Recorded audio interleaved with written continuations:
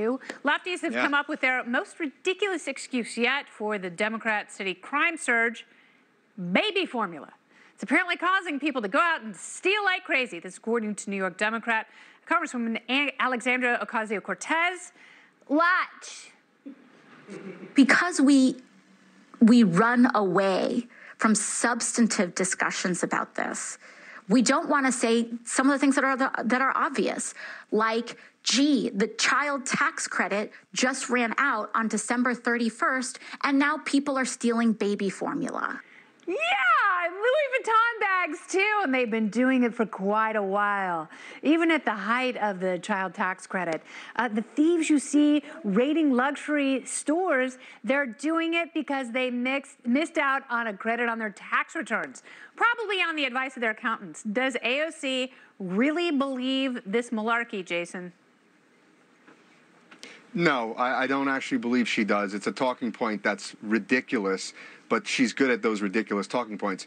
But look, no, the crime that's spiking in New York City is a direct result of bail reform, of woke DAs, of courts releasing criminals, violent criminals, back on the streets after they've committed atrocious crimes and violence.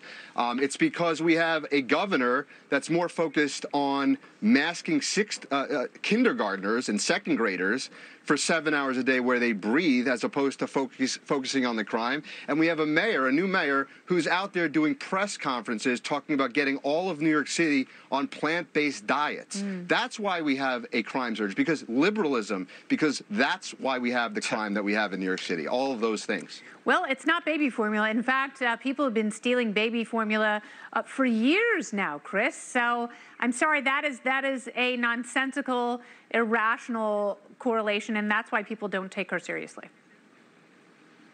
Well, there are a lot of factors for crime increasing in New York City, and most of the crime that has increased in New York City is petty theft, like baby formula and food from various stores around the city. We've seen it. And look, bail reform has contributed to some of it, but I wouldn't blame it on bail reform, and I doubt the criminals care who the DA is. They're still out there doing their crime whenever it is. But there needs to be something to address the problem in New York City right now, because it is a quality of life issue that is affecting a lot of small businesses, and it needs to be taken seriously.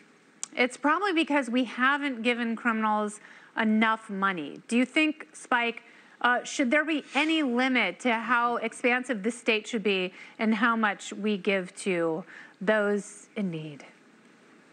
Well, first of all, I just want to give AOC credit for tying crime increases to repealing a tax credit.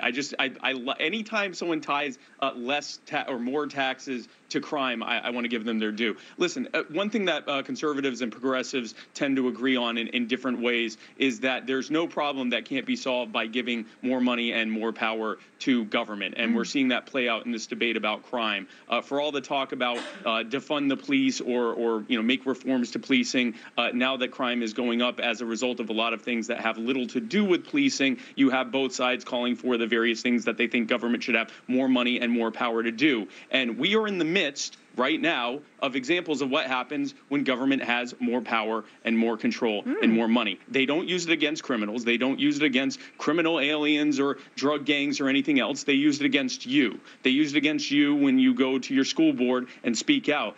In New York City, maybe if the New York police weren't spending so much time to make sure that all 7 million New Yorkers, or however many are there, are up to date on their boosters every time they try to go anywhere, maybe they'd have more time to devote to actual crimes with actual victims. One police officer I think if we look at things like ending the war on guns so that law-abiding people are able to effectively defend themselves without having to call 911 and hope that the police show up. If we talk about ending the war on drugs so that people who have addiction issues aren't sent to jail where they learn to become even better and more violent criminals. If we talk about ending the ridiculous restrictions that are put on the working poor that try to actually create businesses and do entrepreneurialism. If we looked at actual solutions that government has caused these problems to, instead of giving that same government that created these problems and made them worse even more power and more money, maybe we'd get somewhere. But I agree with AOC, lower taxes.